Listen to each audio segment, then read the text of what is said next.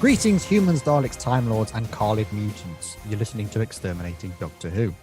This is a show where we take Doctor Who's most talked about episodes to debate if they're really as good or as bad as their reputations. With your hosts, Aidan, Gula. And me, George Ellis. And in today's episode, we are talking about Genesis of the Daleks, joined by Phil Newman. Hello. Hello, Phil. Great Hello. guest to have on. You are quite, I'm going to call you, I think you're quite a major figure in Doctor Who fandom. I think a lot of people know of you. You've done a lot of various things over the years that make you quite notable. Thank you. I think. I mean, I don't know, but yeah, I've done quite a lot over the years. But it's kind of spread out. Some of it is quite a spread out because I've had other things going on. But yeah, thank you. True, but a previous guest we had on was Phil. Not Phil. You are Phil. A previous guest we had on was Pete. There we are. That's right. And he was asking us, what other guests are you planning to do for your 5 episodes? So I listed some people that we knew, some of the friends that we had on. And I said, we're going to get Phil Newman for episode 5. And he's going, oh, I know Phil. I'm going to meet him at Devil's End. That's right. Convention thing. So you met him the other few weeks ago, wasn't it? Again, I believe. That's right. Yeah, that was a great event. Yeah. A lot of people were there, weren't they? From the Demons and other stories, really. Yes. Yeah. It was a bit more general. I mean, the focus was still the Demons. But obviously, we'd lost Damaris in the meantime since the last event at Devil's End. So, but yeah, absolutely. No, it was a lovely weekend. Yeah, Same about the weather, but the weather didn't diminish the fun of the weekend. I saw a few of Pete. Pete was posting a lot of photos from it because he said to me, he's going, "There's a few tickets left. See if you can come down." Rather, I thought a bit of a rush for me to suddenly go down there at such short notice. But that's actually the Demons is my personal favorite classic Who story of them all. So it's quite nice to see just, Katie Manning and everybody there again at the actual place. So it was really interesting. Oh, it's a magical place because it's basically unchanged. Yeah, it was really interesting to see that was. But yeah, you've done other things. I was talking to you just before we started recording.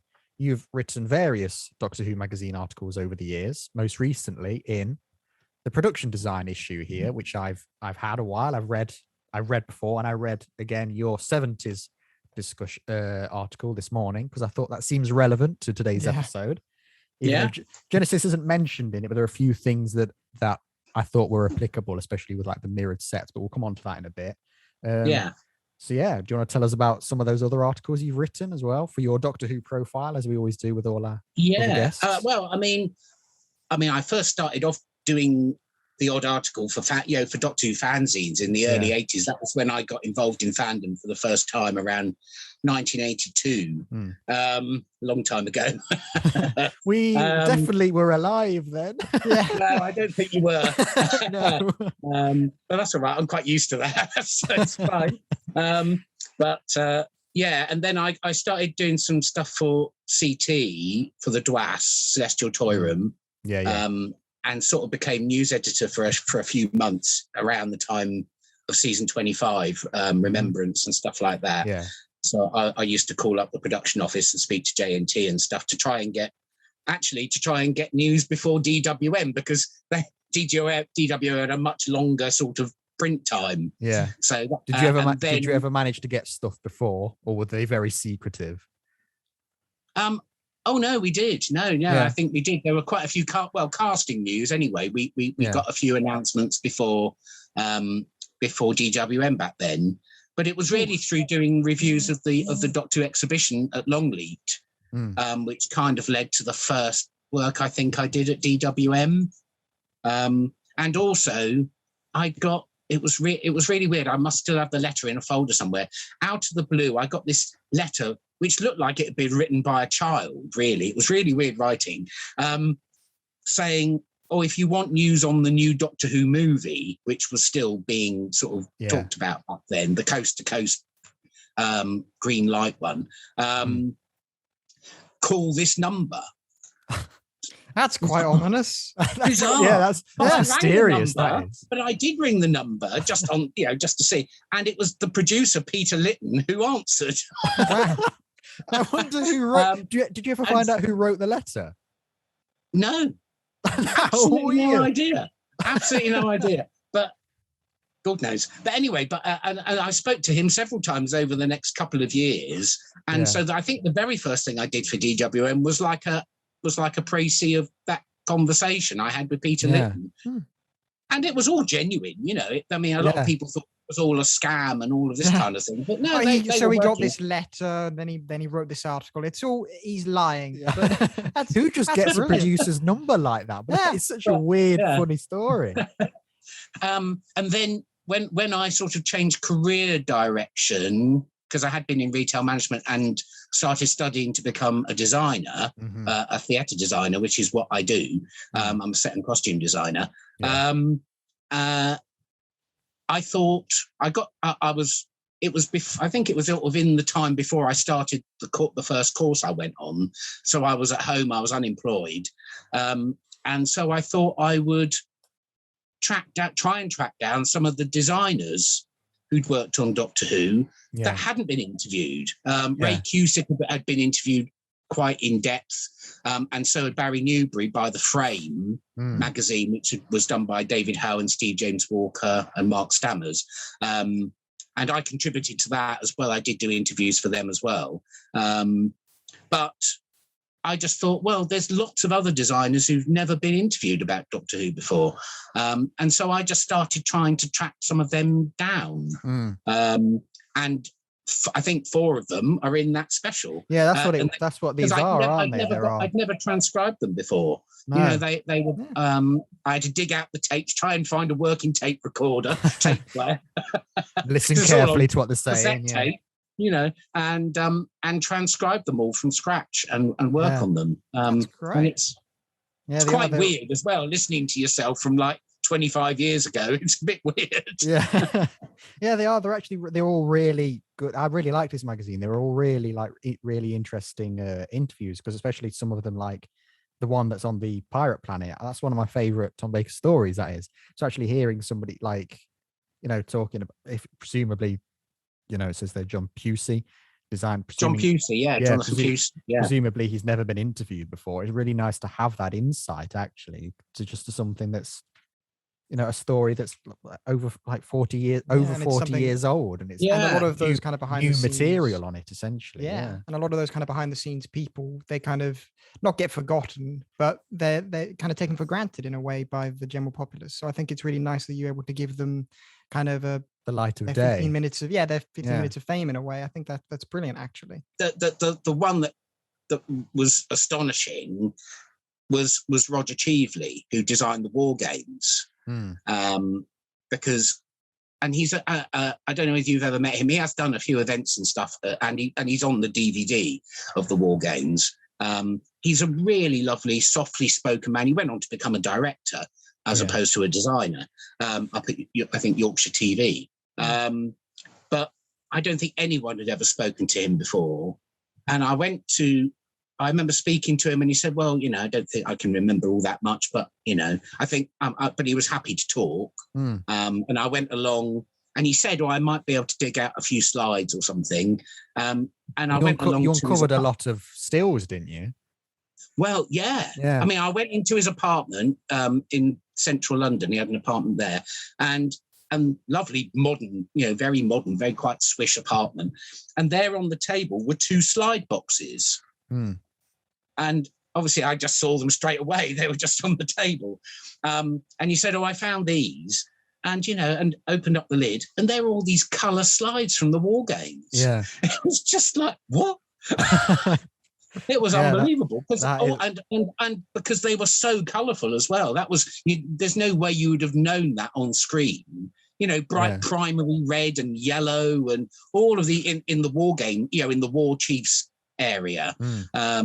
All these bold primary colours and abstract shapes and stuff like that. And it was like astonishing. And brilliant. So that was the biggest sort of find I ever, you know. That is a big find. That is a really cool thing to because I don't think a single episode, I don't think a single colour still from the War Games existed at that point. I think maybe one or two in the World War I trenches, but then they weren't very colourful. So that was just amazing. And he was lovely. You know, kept in touch with him over a few years because he was quite interested in what I was doing as a starting off designer of my own. But But yeah, that was like the one that stood out amongst the designers that I met. Yeah, that's, well, I can imagine, because that is a big thing to unearth and a really cool thing to unearth. So yeah, other things you've done have been like Seal and the Devil Seeds of Arador as well. You were a production designer on that, a nice little fan film with notable people in it. So that's another cool thing that you've done. And a little birdie told me that you were also in Dimensions of Time. Dimensions in Time. Yes. Yeah. I got the name wrong because I tried to, block it out from my mind. But if there's anything good in it, it is. It is you. Listen, as one of the various monsters. I won't take any shade on Dimensions in Time. Well, you were there, so you get to know that maybe there was promise at the time. Yeah. But, like maybe when you were filming it, you thought this could be great. It was never meant as anything more than a celebration for the 30th anniversary. It was only ever meant to be a bit of fun and a romp. And and a way to raise money for children in need. Which I think it did. People add all this stuff onto it as like the 30th anniversary and all this thing, and it's like, well, if there hadn't been that, there wouldn't have been any Doctor Who on BBC One. And the fact is, it got huge viewing figures as well. So and raised a lot of money, and we're all still talking about it. And there's actually quite a strong sort of fan love for it. Certainly on Twitter, I've seen that. There's quite a lot of people on there. I've noticed in recent years that actually love it. Yeah. And it's okay. It's not. I said to somebody actually just last night, somebody made some kind of derogatory remark about it, and I thought, well, it was a bit of fun, and that's really all it was. And it was JNT again, trying to ensure that Doctor Who had a place on BBC TV.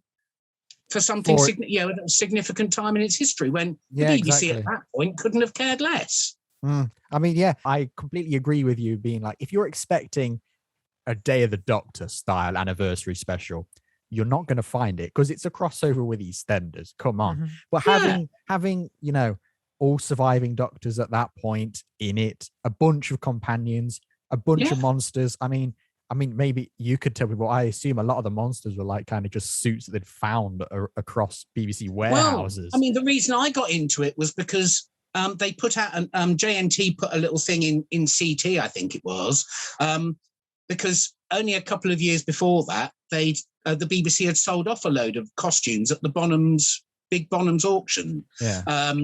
In 91, I think it was. I lose track, 1991. And that's where I bought the original Kiv costume. Oh, so you actually owned it. That's interesting. Yes, I owned Kiv. Yes, yeah. And most of the monsters that were worn were either replicas or were worn by the people that had bought them. Oh, that's interesting. And that was the and I just wrote in. I mean, I did know JNT a bit because I'd interviewed him a couple of times, and I used to phone up, like I said, when I was doing stuff for CT, and I got a letter back saying yes. I've still got the letter somewhere, and I'd hope turn up at Elstree on this date. Come with your costume. You won't be made up. Do you know what I mean? You have to bring your own makeup. You have to do this. Well, I didn't have makeup or anything like that, but I went in, and I went along with a friend, Andy Hopkinson, who sadly passed away a couple of months ago, who was the Argylin in that. Oh, yeah. And he'd made a new sort of frill, the sort of thing that connects the head to the face. Yeah. There's like a frill. So he'd made a new one of that for me. But of course, he didn't really have specialist makeup and stuff. But when we were walking past the makeup caravan, because everyone had to have a bit of foundation and stuff like that. One of the makeup artists there must have worked on Mind Warp, because she said, "Oh, I did that," and I got dragged into the makeup caravan and got the full works next to John Pertwee and Bonnie Langford. Oh yeah, that's amazing. So I actually got a full proper BBC makeup job on me to turn me into Kiv. That's great. And it was just great. It was just. I can imagine it was really fun to work on. Yeah, we were told, you had to be professional and not fanboy about it, because a lot of the actors were there, literally just to do their bit and go, because they had other commitments. Certainly the EastEnders came on and did their bits, apart from people like Wendy Richard and Gillian Telforth, who had a few scenes. But you had quite a lot of people, I think, like Adam Woodyard, Ian and stuff, and the Mitchell brothers. Literally, they just wanted to be a part of it. And so when they got a minute free from filming, because they're obviously still filming the series in the studio, they came on set and they just filmed a bit with them when they were there, you know, just to be in it. And I mean, it was, I was there for the 2 days on Albert Square. And the first day, I think I ended up being an extra in one bit right at the very beginning, and then got into the costume and stuff like that, you know. And then so basically, because I think we behaved, you know, because they said no photos and don't ask for autographs. Well, can't really ask for an autograph when you're in a green in a costume. anyway. And we didn't have anything with us. I think there were a few sly photos for those who weren't in big costumes, but basically because we behaved and everything had gone to plan and stuff, we were invited. Anyone who was free to come back the next day was invited to come back and just be an extra walking around in the background of other scenes. So, you know, I mean, you blink and you miss me as Kiv, but you blink and miss me again. I know which bits I'm in. I know where I was. I did spot Kiv when I watched it the other day, and I did spot Kiv. I was going, there he is. There's Phil. But, well, you wouldn't have if they'd gone with take one, because in take one, I was still sat on the bin next to the market stall. And I suddenly realised I'm not in this. No. And so I mentioned it to Gary Downey, who was the production manager. And he said, "Oh yeah. So Kiv levitated, because you can just see me sort of going like this, trying to get in the panning shot outside the bit." If you brought the costume down, you've got to be in it. Well, I wanted to throw Brussels sprouts at Peter Davison as he ran past, but they wouldn't let me. No, it's wonderful hearing you talk about this, because it does have a bit of a bad reputation, but it is exactly what you said it is. It's a celebration, and it's something which is meant to be taken kind of lightly, and it's something which is just meant to celebrate kind of what Doctor Who was at the time. And I mean, and it was to give it presence. You know, it got a Radio Times cover for the first time since the Five Doctors, I think. You know, it just gave Doctor Who a presence at a time when it didn't have a presence, you know, on TV really. You know, UK Gold, that's where it had a presence back then. You know, that was the place where you saw classic Doctor Who was on UK Gold. It's an important part of Doctor Who's history, really, for it to still be what it is today, probably. Yeah, and of course it's got a cafe because it's never been commercially released, you know, either. And it's almost infamous. And so many people know of its existence. So it's whether or not people like it, it's survived and it's done well, really. Yeah. And it was done. You know, it was done. You know, they got Kate O'Mara back. They got Sam West to play a companion, because he was a fan. You know, all these things. And it was just loved it. I'm very proud to have been involved in it. You know, no matter whether people like it or hate it, I don't really care, because it's a great thing to be a part of. I was there. And I witnessed John Pertwee sat on the curb smoking a fag. What the hell am I doing here? And that's a great thing a lot of people haven't seen. So The weird thing for me was obviously having bought Kiv the costume and then worn it in Dimensions in Time, was then to end up designing the next costume for Kiv with Chris Ryan in Still in the Devil Seeds. Yeah. Is it? I thought that, because I thought there's a big coincidence here. I thought, is that one of Phil's favorite monsters, or is it just an absolute massive coincidence? No, huge coincidence, and this great big sort of circle coming round. I mean, you couldn't have. It just doesn't compute, because Kiv isn't like a major character. No. He's a one-off character. But I just happened to buy that costume because it was a complete costume, and there weren't many complete costumes going up. You know, at the auction. And I thought it was funny as well. You know, I just thought it was very funny. And I had it's a little green slug. It's quite one of the funniest monsters you could get.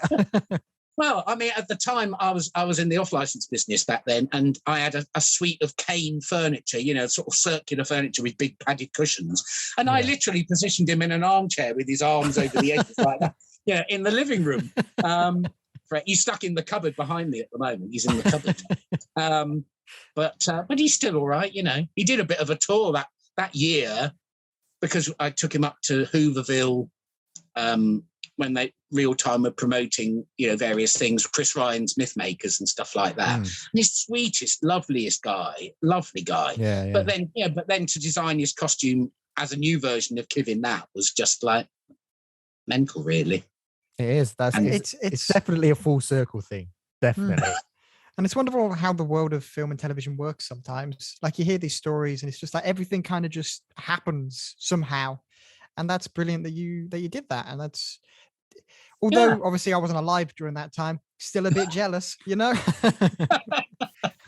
just surreal. Yeah. It was surreal. It was surreal designing for Sophie, designing Sophie's first alien costume, just surreal, really. Yeah. And a privilege. Yeah. Another great thing to work on. It's a lot of this is why I say you're a notable figure. You've got a lot in Doctor Who fandom. Look at all these great things you've done. Well, yes, that's a great Doctor Who profile to have. But on a more personal, we always ask this for our guests, on a more personal level, what is your earliest memory of Doctor Who and how you got into it really as a fan? Do you remember all of that information? Because it can provide a lot of good for when we move on to Genesis of the Daleks shortly. It provides a really nice different insights. Obviously, you've got two new Who fans, let's call us, so we can look at Genesis of the Daleks and go, this is one of the best. This is my opinion coming at it from new Who. But for somebody that has grown up with classic Who, it provides a really wide opinion that we can consider for this podcast. So just tell us about what your earliest memories of Doctor Who are and how you got into Doctor it. Is. And who your favorite Doctor is. Yeah, that's always the big question. That's difficult.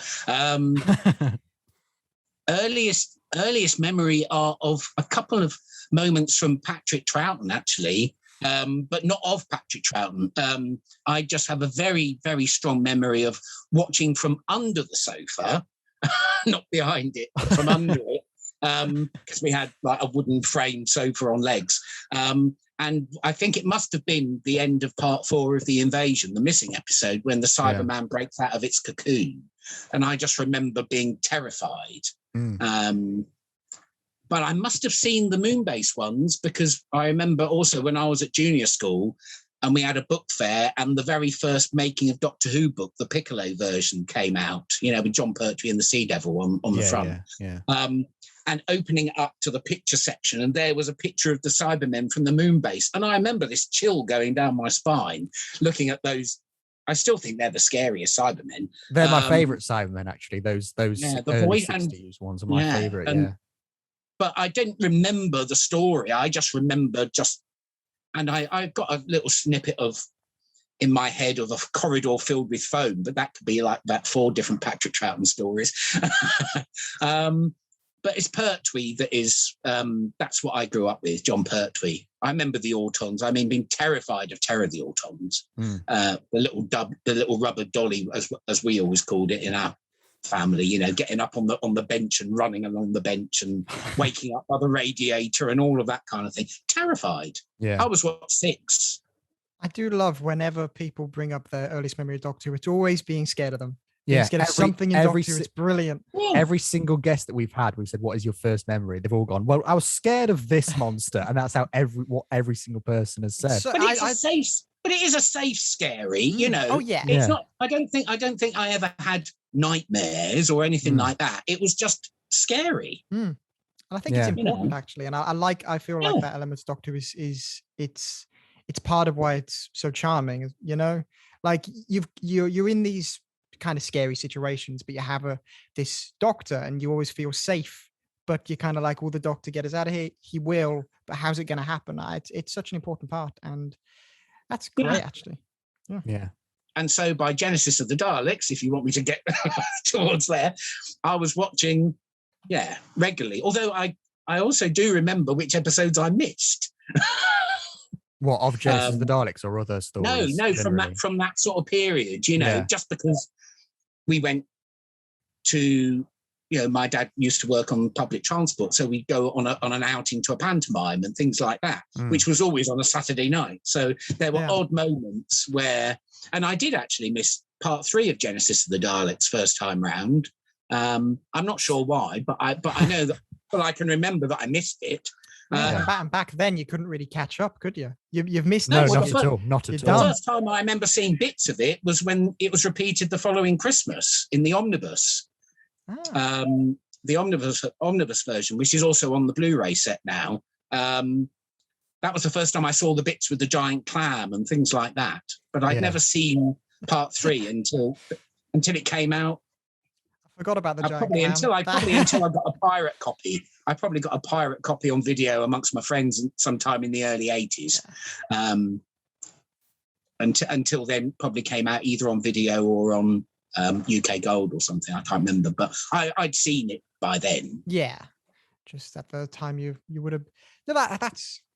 I just completely forgot about the clams. I think I've repressed that moment because it's so silly and stupid, but it's endearing, you know. And that, I think, the whole of Classic Who, from at least what I've seen, because I haven't seen much of it. Like a couple of weeks ago, This is essentially your third entry.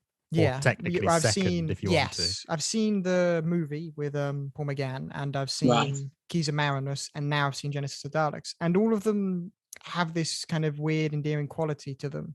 Like even when they're being silly or the production quality is ludicrously dumb, like in Keys of Marinus when they're just trying to get over one of the most unstable rope bridges I've ever seen, it's still got this kind of quality which shows like I can suspend my disbelief here. I can still enjoy this, and it's nice actually, and it's very.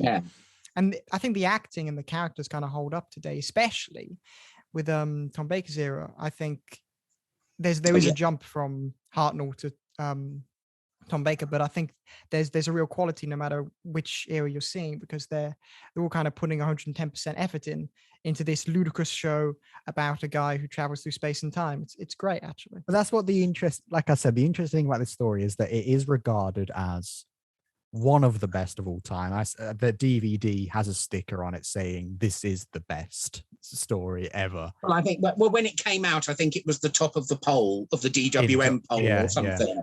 At that time, it usually changes between that and Caves of Androzani and Talons of Weng Chiang. Probably less Talons now because of all the kind of woke things around that. But yeah. So, yeah. I had a look to see where Genesis currently sits in the Doctor Who magazine poll, and it's currently, I believe the last one was about 2019, thereabouts. Day of the Doctor came first, followed by Blink in second, and then at third was Genesis of the Daleks as the third greatest Doctor Who. I believe it was then Caves of Androzani fourth. Yeah. So the highest rated classic story. Yeah, exactly. So that's the thing I've seen is a really interesting perspective for us to have is me and George have looked back on this retrospectively. I watched it. I think this might have been one of the first classic stories I saw. I believe the first was 5 Doctors, but I'm not sure. But this one wouldn't have been shortly after. So that was when I was a kid. George watched it yesterday at time of recording. But then you, Phil, have obviously you saw it on original broadcast, except episode 3. And you've seen the reputation of it grow over those years. So I think for us to say, especially because we're in these guest specials that we've done, the first one we did was Midnight, and we were saying, this is regarded as one of the greatest episodes ever? Is this the greatest episode? And now we're ending on another one saying, or is this the greatest episode? So it's quite an interesting perspective we've got here of somebody who has seen that reputation grow, and then us to go, but does it deserve that reputation?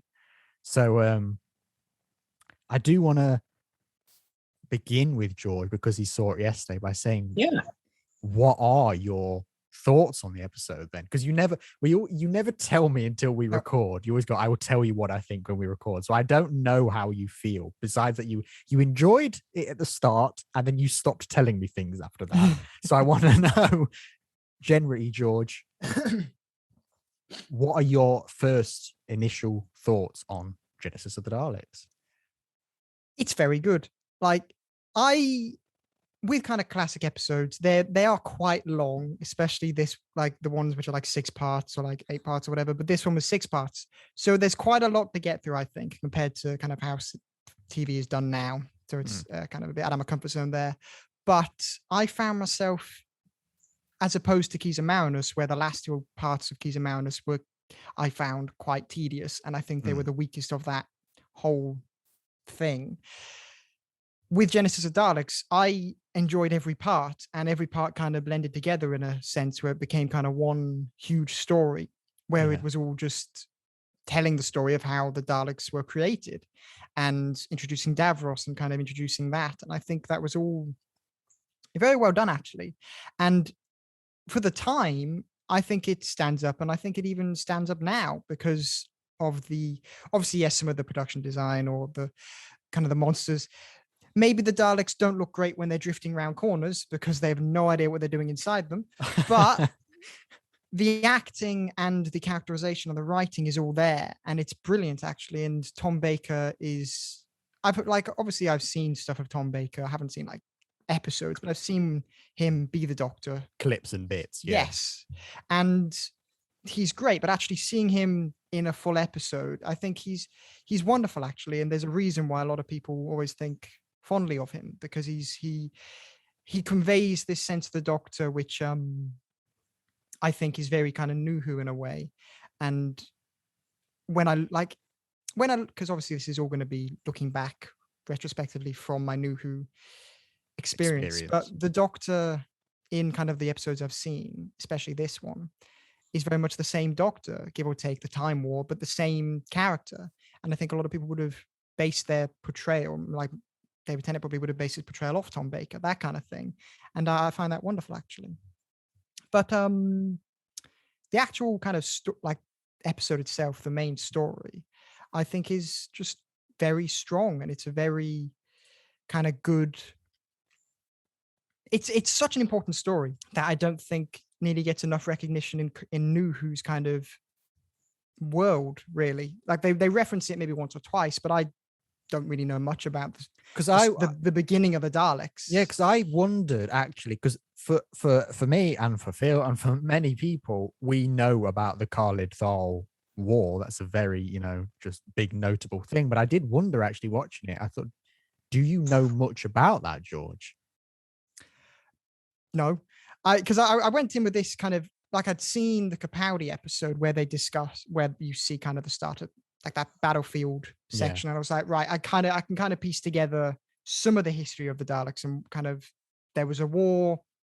That's kind of all I got, but I didn't really know what happened with that. And I always assumed we never knew, and it was this kind of mystery thing. And now I watch Genesis of the Daleks, I'm sitting there thinking, oh, they have told us, but I Knew Who kind of just either assumes you do know or assumes you don't. I don't really know what it tries to assume, because it feels like sometimes it wants you to not know, to have this mystery, but then sometimes it's like it references it. So it's like, do you want me to know the story? So I think there needs to be a bit more, maybe in New Who, kind of reference to the fact that we know what like we were there at the creation of the Daleks. It's an important part. Yeah, it's very good. Very good. Yeah, I mean, just on that point, I think that's something that's probably more common to Stephen Moffat in terms of those episodes. When I watched them, I just thought how bizarre to try and link in a story with a story from 1975 so directly, and using footage, because to any new audience, they'd be completely baffled by it. Yeah, because the supporting information isn't there. You're assuming that people either will know or that people will investigate themselves, but you still tell the story anyway. And yeah, I mean, there are lots of times over Doctor Who's period, during Doctor Who's history, certainly in the classic series towards the end, where continuity became, it sort of kind of took over. Because it was kind of, JNT was very keen on continuity and pleasing the fans, and in the end, by trying to do that, he aggravated the fans. A lot of fans. It was like, he courted it, and then it smacked him in the face, unfortunately. But he was only giving them what they said they wanted. True. Yeah. So I can get where you're coming from in terms of what was it, the Sorcerer's Apprentice and stuff, and or Magician's Magician's Apprentice. Magician's Apprentice. Yeah, it's a long time since I've seen those episodes. I'd much rather watch Genesis of the Daleks any day. I actually love that two-parter, but I would rather watch Genesis of the Daleks because it's a far more interesting story. Yeah, and of course it contradicted in a way because George, you need to watch the very first Dalek story. The William Hartnell story, the second ever story. You need to see that. But not necessarily in one go, because it is a 7-parter. Oh, my God. So I enjoyed watching Genesis of the Daleks, but I will say 6-part does go on a bit. If in one sitting, and I feel like... Yeah. At the time, it was never designed to... I mean, in fairness, I see... It's the same, and my God, if you watch Keys of Marinus in one sitting, you're a very brave lad. He did. It was never meant to be seen in one thing. That. It was meant to be, 25 minutes a week over 6 weeks or 7 weeks or whatever. So, some stories can take that, and certainly when you get to some of Pertwee's and Tom Baker's ones, because they're much stronger and the production values are greater and everything. Then the story carries it, and you can. Yeah. But something like Keys of Marinus is a toughie. That was a brave choice for a first classic story. It wasn't my choice. That was the episode we had Pete on, actually, and it was his choice. Because I said, blame Pete. Yeah, yeah. Because I actually said this would be George's very first classic Who watching, and Pete wanted to do a Hartnell episode. So this episode I said we should do is the Daleks. That's what I said we should do. And then Pete said, actually, I think Keys of Marinus is more accessible to a new audience. So we watched. Clearly, you disagree with that, but we watched that one. It's an interesting choice. It's an interesting choice. We'll have to tell Pete. We'll go, well, are you sure, Al? But no. Well, I'm not saying it's bad, but I think the production values are strained a bit at times. Yeah. But it's a Terry Nation. It's a Terry Nation kind of different thing every week story, which he did a few times. Yeah. But I think Terry Nation could be a bit sort of join the dots kind of. He had ingredients that he'd go to, and I think originally when he came up. Because obviously it was commissioned by Barry Letts and Terence Dix that season. Yeah. Because it was before Philip Hinchcliffe, came on board fully as producer with Bob Holmes. And his original idea was something very along the lines of all the other Dalek stories that he'd written in the last few years, which I think Barry Letts took the trouble to say to him very subtly. Can we have something? But you've sold us this story 3 times before. Yeah, I read that the reason Genesis of the Daleks came about and the reason Davros was created because they said Terry stopped writing the same story and over and over and over again. So he was like, okay, I'll give you something else. And it was Barry who suggested that you've never shown us the Genesis of the Daleks. That was what Barry said, and that kind of inspired him. And then obviously he came up with the idea of Davros, and from that moment on, Dalek stories were never the same. They were always really more about Davros than they were about the Daleks. Yeah. In classic Who, certainly. Because Davros does then appear in every Dalek story for the rest of classic Who. Every subsequent Dalek story, to greater or lesser degrees. But I wouldn't say Remembrance is about Davros, but it kind of becomes about Davros as it goes on. Yeah. But it Resurrection certainly is Davros is sort of centre. But at the time, of course, you assumed that when I saw Genesis of the Daleks the first time, he was killed. I was so confused when that happened. Came out of Genesis of the Daleks. I mean, although you never really saw it, certainly the intention I think was that he was dead. Yeah. That's the whole point of the moral thing. He withholds pity from his creations, and they don't. Obviously, when it comes to it, they don't show him any. That's the whole moral sort of thing going round in full circle. But I think Robert Holmes is certainly, part of the reason as well why it's a much stronger, meatier kind of thing as well. Yeah. I mean, I think Robert, it's not a very original opinion, but Robert Holmes is my favorite classic Who writer. And when you do see, script editor Robert Holmes, you can kind of go, I can tell, because a lot of scripts you can tell are elevated to a different level when not Holmes all is involved. but not all, to be fair, but I do think, all, but a huge proportion of them. Yeah, absolutely. Most of my favorite episodes, I can go, who wrote that? Oh yeah, it was Robert Holmes. So who wrote that? Oh, it was Robert Holmes. And he's always involved somewhere. So I do think that. So we say in previous episodes that me and George always send live reactions to each other as we watch it. We say this a lot. And basically, when it got to Davros's death, George sent me a video going, wait, what? How can he be dead? We've seen him so many times. How is he dead? And I've gone, you know what? Let's just explain it as he's got a life support system in his chair and he survived. That's just how we accept it. But I do want to know, because again, I mean, I've seen all of Davros's appearances. I've heard a lot of him in Big Finish. One of my favorite Big Finish story ever actually is a Davros story. And so I want to, again, I'll come to you, George, and we could talk about Davros generally here, but I want to know what do you think of classic Davros compared to the Julian Bleach one that we know from New Who? Well, I think they're both strong, because I've seen them both kind of separately, but they kind of melt together in a way. I do think the Davros here has a bit more, what's the word?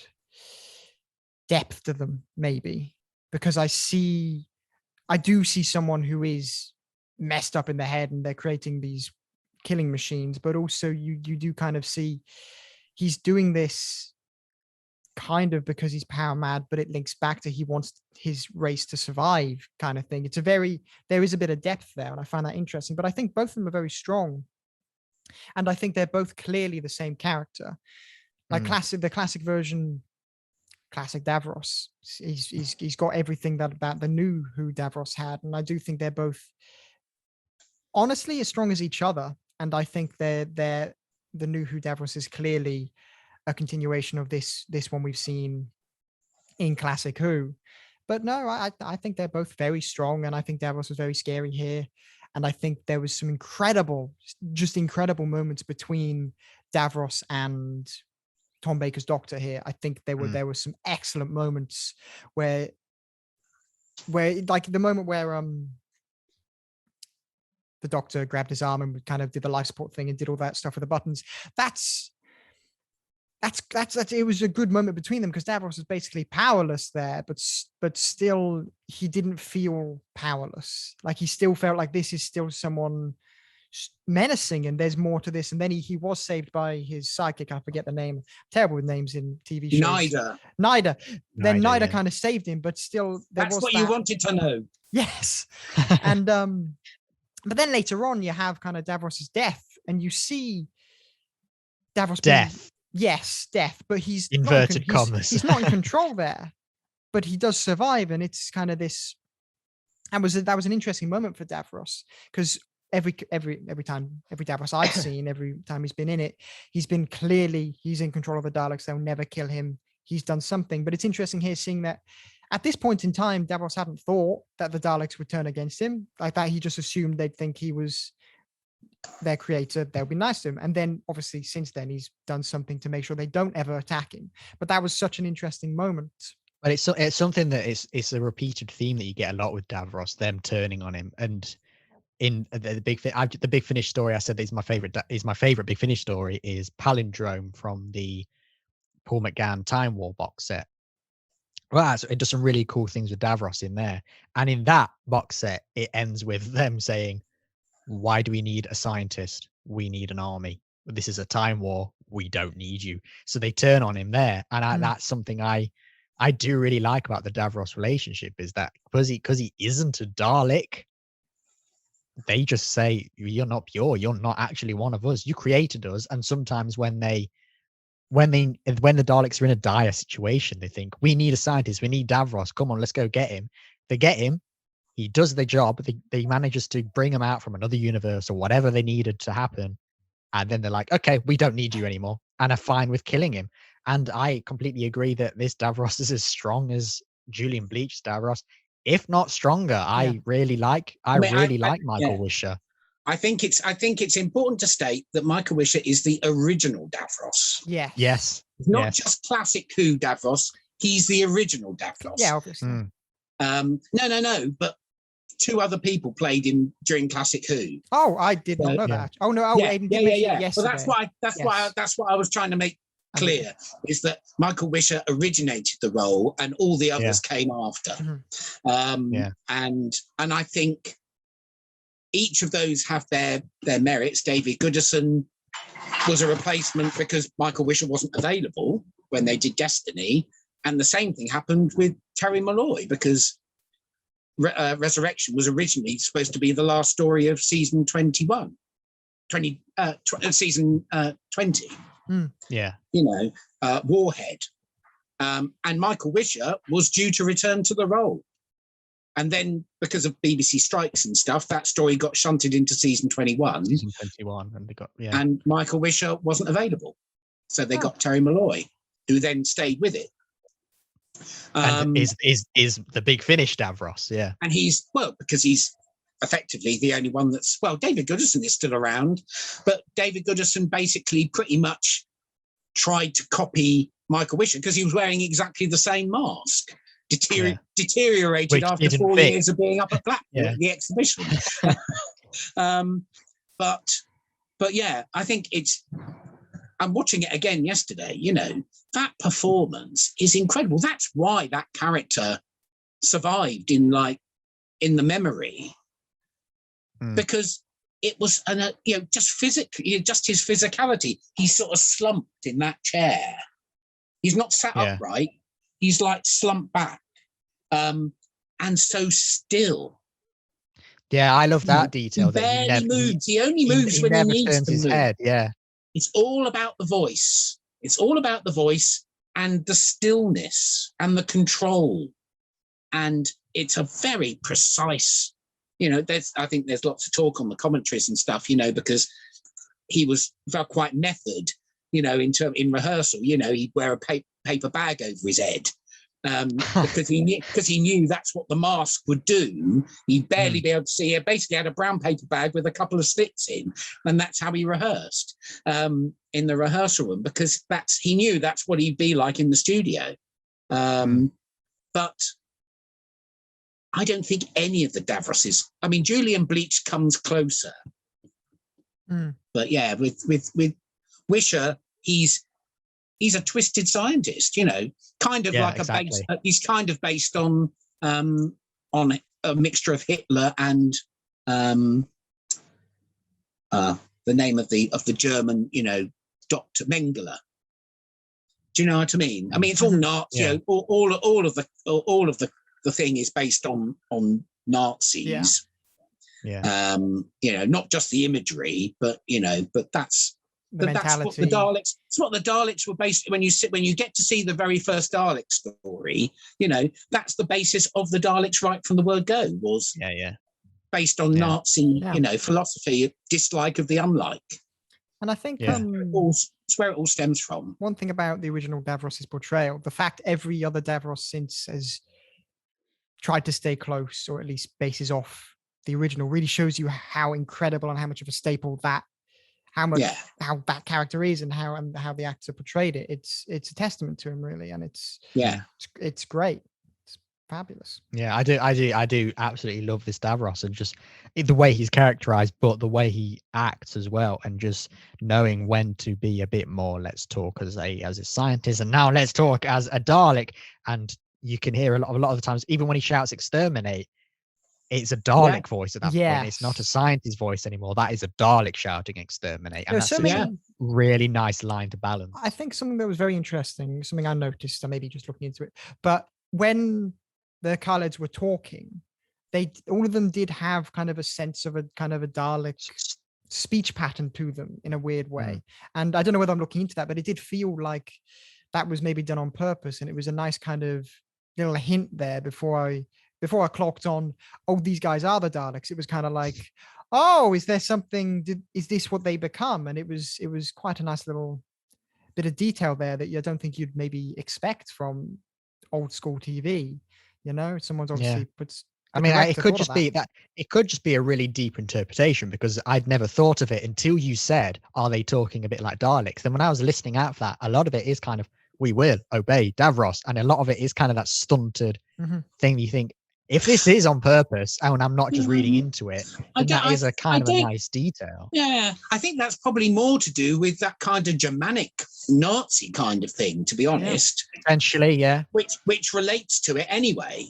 It's exactly the same kind of thing. It could be Dalek-like via Germans, Nazis, rather, I should say. That kind of clipped, just the whole body language of soldiers. That very militaristic kind of thing. And the salutes and all of that stuff, all of that kind of stuff was developed because the actors knew, obviously, and that David Maloney, the director, would have known. That's what this is. This is like telling where the Daleks come from, pretty much, very boldly and very. It's like peeling away. If people hadn't realised that the Daleks were Nazis before, they do now. They do now. Yeah, I think a lot of that you can see in like the way they just showed Skaro warfare as well, because you could have very easily gone, let's just do a high concept laser weapons and spaceships. Wouldn't that have been awful? Yeah. But the fact they're literally wearing gas masks in a trench, that's them going, like, remember the war. Like, it is really like, it's so real, and that's already cluing you up to go. But that's because they're making it so that the audience can relate to it. Exactly. Yeah. You put stuff in the audience can relate to, and they get it. Yeah. Exactly. I do think the whole Skaro war, actually, sorry, Aidan, I do think the whole war is very, very interesting. The fact it is 1,000-year war, and they would revert back to kind of old school technology because they don't have the resources to keep it going. They do have this incredible sci-fi laser guns and these rockets and this big dome, but then they're fighting with chemical weapons and gas and just ammunition, and they're running out of ammunition. It's fascinating, and they say it's been 1,000-year war repeatedly, but they show it as well, and I'd believe them if they said it, but when they show me it, it's like, this is what would happen. And I think it's a testament to why this episode kind of holds up in terms of storytelling. The setting is so well written, and it is very unique, and I think that's part of why it stands up, really. I've always known Davros to be a scientist, but I've always seen him more as the leader of the Daleks, and seeing Davros as kind of a scientific leader of the Daleks, and seeing this side of him more than I have in any other New Who episode. Yeah, it is very important. And I've said it before, and I'll say it again. We don't really delve enough into this history of the Daleks. I just think maybe we've had the kind of the delving into the Dalek mind a lot in New Who, kind of the mentality of the Dalek itself, but I feel like we don't delve into the Davros's mind. We see him kind of pretend to be remorseful in the Capaldi episode, but we have that. But in that episode, I really do enjoy those episodes, but it did kind of harken back to him being, I'm just evil, rather than, because I don't think I'm mistaken. If I am, correct me, Aidan, but it felt like he was manipulating him and pretending to be remorseful, but then at the end, he just went, I'm actually still bad.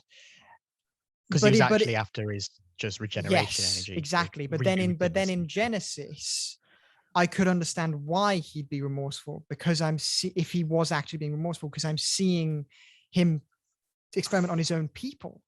And he was more of a scientist than this leader at that time. Still horrible and terrible. And does he have the right to kill Davros? Yes. But it's kind of like seeing that at the time, seeing that scientific version is just something. It shows that. But he's treated as a person. Yes. I think that's the thing. He's treated as a person, not as a villain. But if you've just mentioned the "Do I have the right" scene, so I thought let's talk about that. That's a massive pivotal moment that is harking back to a lot. And it is still an iconic, classic scene. Seeing that, and I mean, George just said he does have the right, which is quite a controversial opinion. So go on then. No, somebody that loves for somebody that I thought this because you said yesterday, why doesn't he just kill him? I thought for someone that loves Batman and it's all about if you kill a murderer, the number of murderers stays the same kind of thing. That's the same debate that applies here, is it not? In all seriousness, I don't really know if he does or not. Honestly, if I were in his shoes, I don't know if I could, and I probably wouldn't, because I don't believe you probably do.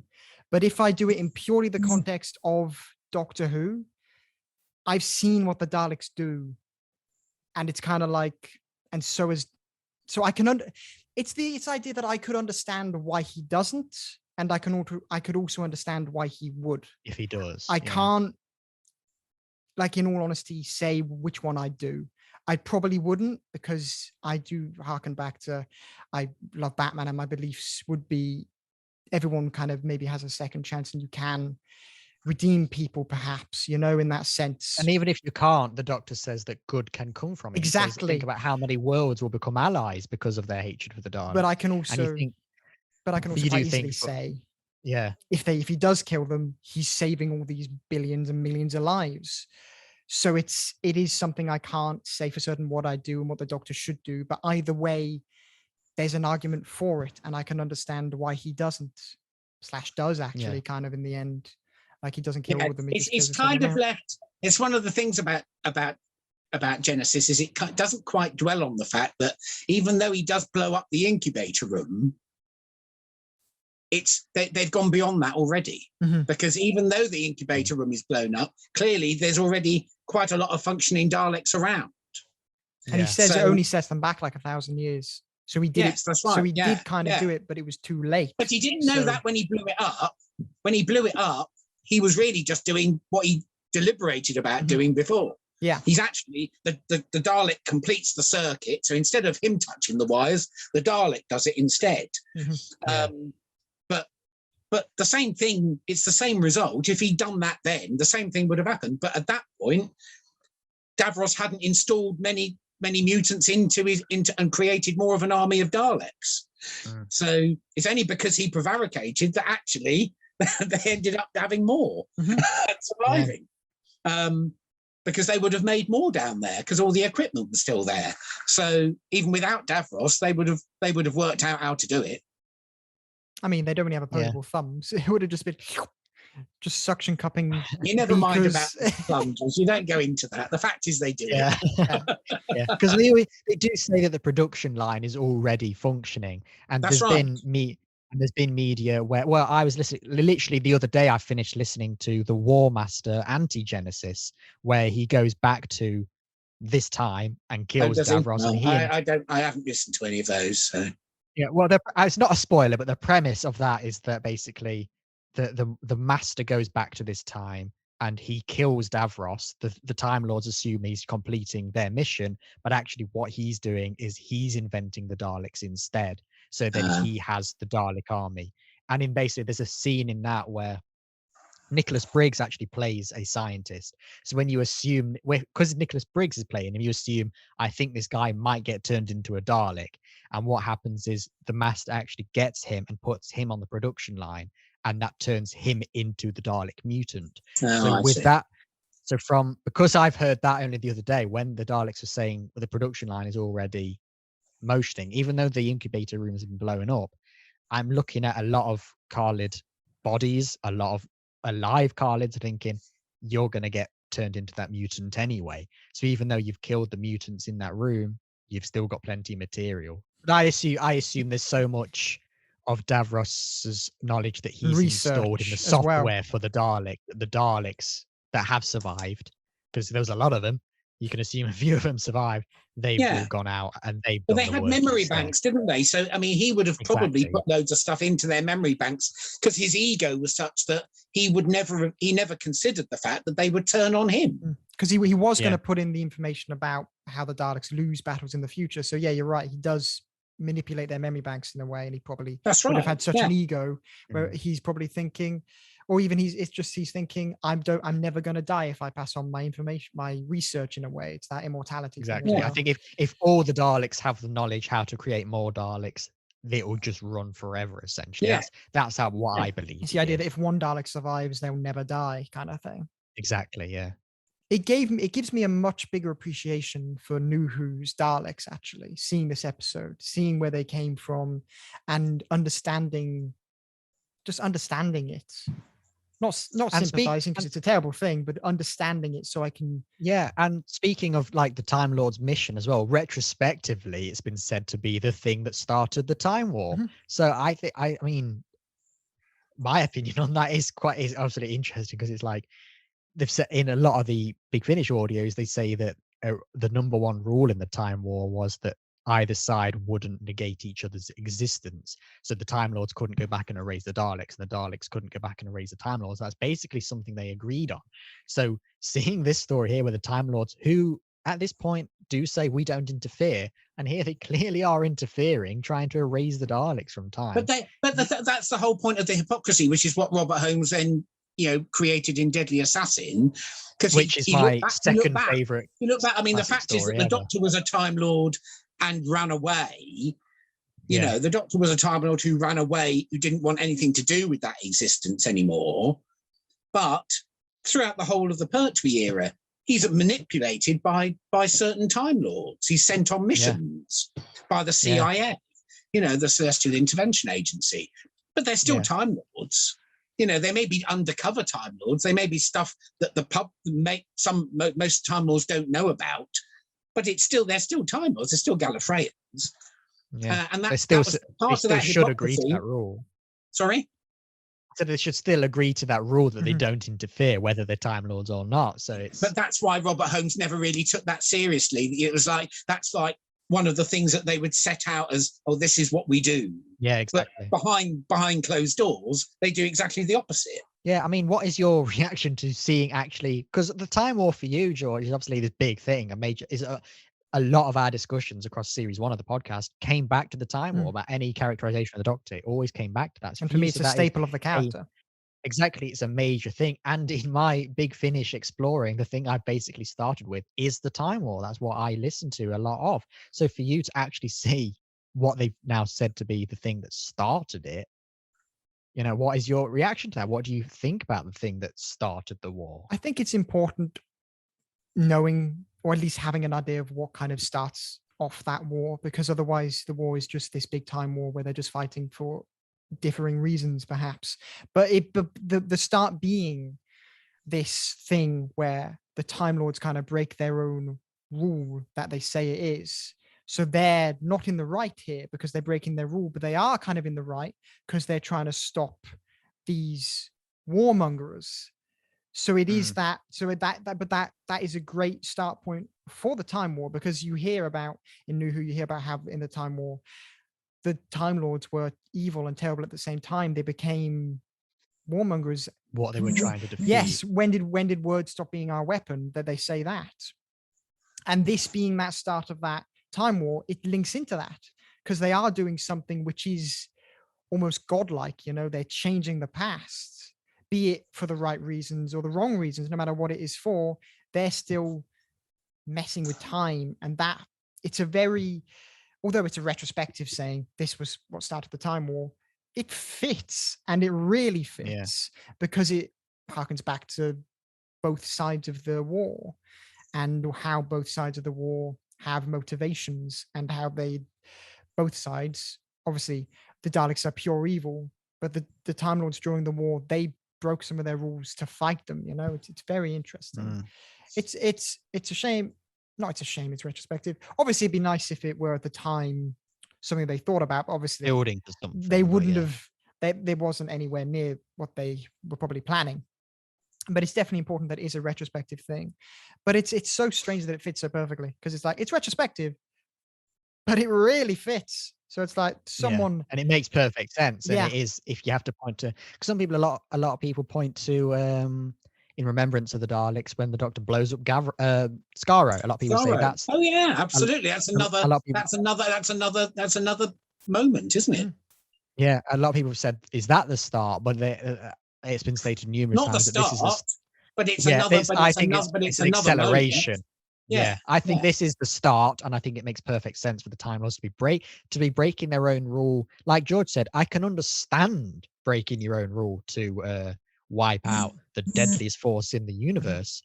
But because that's a rule, they shouldn't. And by doing that, they've betrayed what they are themselves. And obviously, that's going to upset the Daleks when they find out someone's been sent back to erase their existence. Just a little bit. I'd be a bit annoyed. Of course, that's going to upset the Daleks. And then when the Doctor blows up Skaro, they're going to be like, right, this is getting ridiculous now. So you can understand a war breaking out from that. Yeah. Although, of course, there is another, we still have Skaro. So it's, we don't quite know really what happened with that. Yeah, because it's survived. In the TV movie, did they take over another planet and rename that Skaro, or did the missile not? Do you know what I mean? We don't know. Yeah. Was there a fragment of it left? It's never explained. It's one of those fudgy areas. Yeah, because even though the Seventh Doctor blows it up, suddenly we get to the TV movie and we're back on Skaro when they execute the Master, and then obviously when we get to the Peter Capaldi episode, Skaro survived somehow. It says it's invisible, so maybe you could say that when it looks like Skaro has exploded, they've actually done sciencey stuff and turned it invisible to make it look like it's gone. But who knows what actually happened? So I think there's one more thing I want to talk about before we get to general final thoughts and giving a rating for it and saying, is it the best Doctor Who story ever? And that is because, I mean, George's favorite story of New Who is School Reunion. Well, I really like it. It's my favorite. Exactly, it's a certain Sarah Jane in it. So seeing a young Sarah Jane, which you wouldn't have seen before besides this, how is it seeing Sarah Jane in her prime, as you said? Honestly, it's wonderful. It really is. And Elizabeth Sladen it brings a tear to my eye, actually, because I think I fell in love with her in New Who. And then I saw the Sarah Jane Adventures and she was wonderful. But seeing her in her prime, clearly it's so clearly the same character. And she so clearly loves being a part of Doctor Who. And seeing her first introduction, seeing her see Davros and the Daleks, I now have such an appreciation for the context. And now when I see her see Davros again in Stolen Earth / the other one, Journey's End, I can now see that with the context of knowing what Sarah Jane went through. How she felt when she exactly. First saw, It is. I think she's wonderful, and I think there's a reason she's such a standout companion. And it's such a shame she's not with us anymore, because she's such a huge part of my childhood with the New Who and the Sarah Jane Adventures. So seeing her in a prime it's honestly wonderful, and I think she's amazing. And I really did like Tom Baker as the Doctor, but I just think a part of me enjoyed watching Sarah Jane more.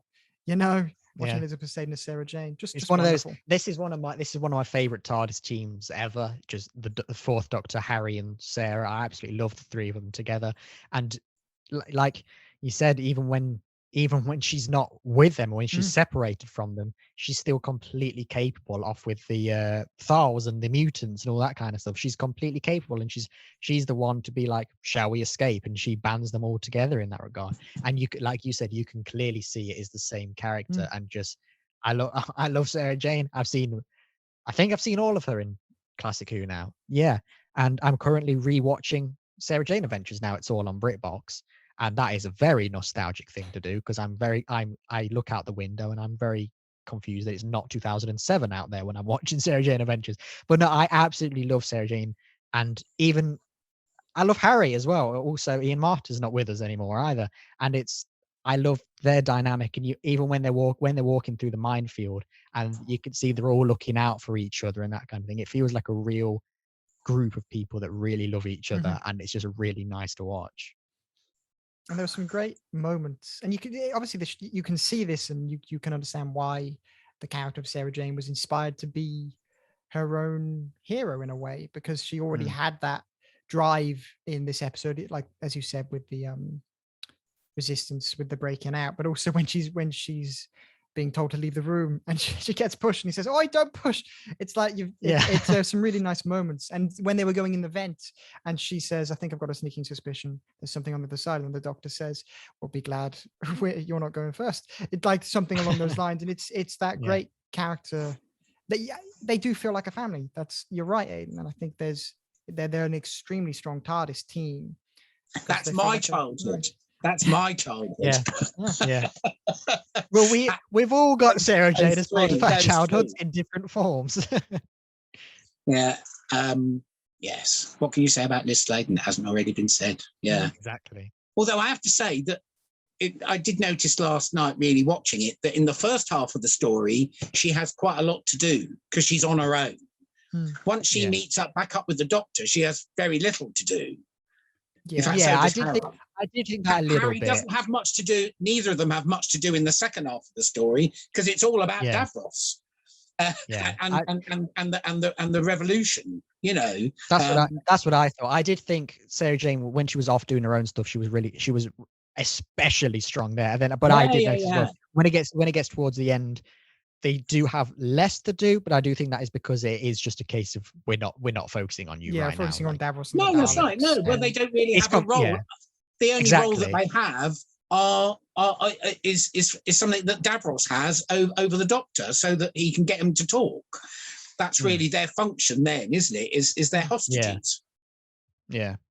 Which it's not a detriment because it's how the story is just flowing, but it's just an observation for that team, really. Yeah. Oh no, this lady. I think. Yeah.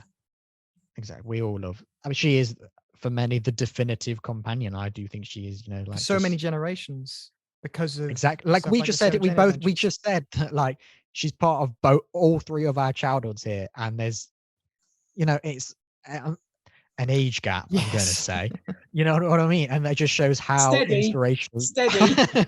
I'm not going to say how big the gap is. All right, but that just shows like why so many people, because not only is she an amazing companion, and I do think she's the template of all the best ones that came afterwards. You can clearly see what inspirations they've got from Sarah Jane, whether conscious or unconscious.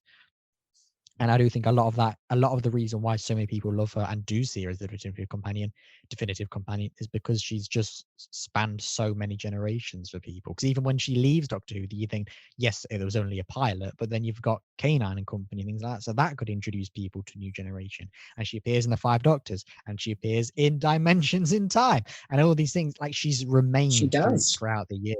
I think to wrap up, is it the best Doctor Who story ever? Is it? Well, we've all established it's extremely strong. We've barely criticized anything about it. There's very little. My only fault is that I find 6 parts too long, and that's got nothing to do with the episode. That's just the structure of Doctor Who at the time. So that's not really a criticism on the episode. I have very little bad to say, because is it my favorite Doctor Who story of all time?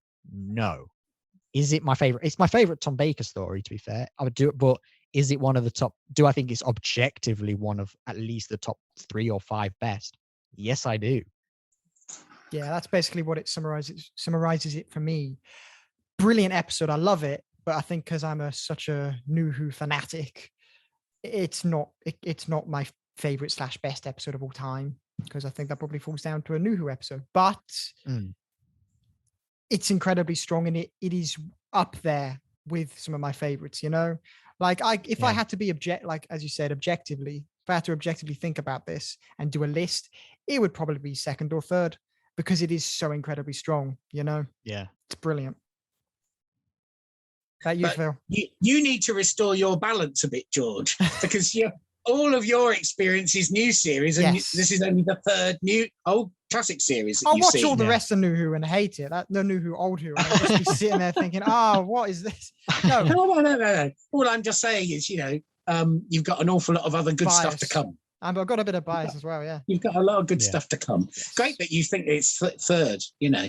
I wouldn't say it's my favourite story of all time, or I think it's the best story of all time. But like you say, Aidan, I think it's definitely probably top 5. That's how I feel, because I just personally prefer, like I said this earlier, I think it was before we started recording, my personal favorite classic Who is the Demons of all things, but no way is that stronger than Genesis. I just have a personal love for that story, just for some reason. I just love it. Really love it. Exactly. It's not better than other episodes. Exactly. That's how I feel about that. So it's I do think it of classic Who, I do think it is the best. And then even I do, to be honest, I think even of New Who, I'm thinking, like Midnight, when we did that episode, we said, is this the best one of New Who? And I kind of said, it's not my favorite, but I think this is better than Midnight. And I think there are a lot of, to be honest, right, I've gone completely back on my opinion here, but basically it's not my favorite, but I do think it is I can understand an argument to say it is the best. For me, it's in the top 3 or 5, but if somebody said to me, no, Aidan, Genesis of the Daleks is the best story ever, I'd go, you know what, I can't really argue against that. And that's kind of how I feel to it. It's not my personal favorite, but I do see arguments to say it is the best one because of what it set up, what it already concreted and established. Yeah, that's my opinion. But no, I think that kind of wraps us up on Genesis of the Daleks, really. Thank you, Phil, for joining us. Very good guest. You're welcome. Good choice as well. It's been fun. Nice having you on. And we will be returning with series 2 of our podcast. I think we're gonna have a week after this is released. Is going to be about a week's break, and then we're going to begin series 2. And the reason we've kind of put this here is because the first one we're going to do in series 2 is Turn Left, followed by Stolen Earth Journey's End. So it's going to be really nice seeing, like you said, George, earlier, seeing Sarah's reaction to the Daleks and Davros again. For me, it's always been an amazing moment, one of my favorite moments. But now for you, George, that's going to be a really cool thing to see. So join us then for when we're there out. I think you need to do the Aztecs after you've done those 3 New Who. You need to do Hartnell the Aztecs. I've recommended that to George. Yes, I'm going to give it a watch. I'll force him to watch that. He's still got a few days left on his BritBox free trial. Well, I've got a week, and we're going to. I booked another email address. You can get the DVD. You can get the DVD. But then he's got access to it straight away, hasn't he? But yeah, join us then. Thank you for listening to the guest specials. We will be back with series 2. And until then, I shall say goodbye. Goodbye. Goodbye.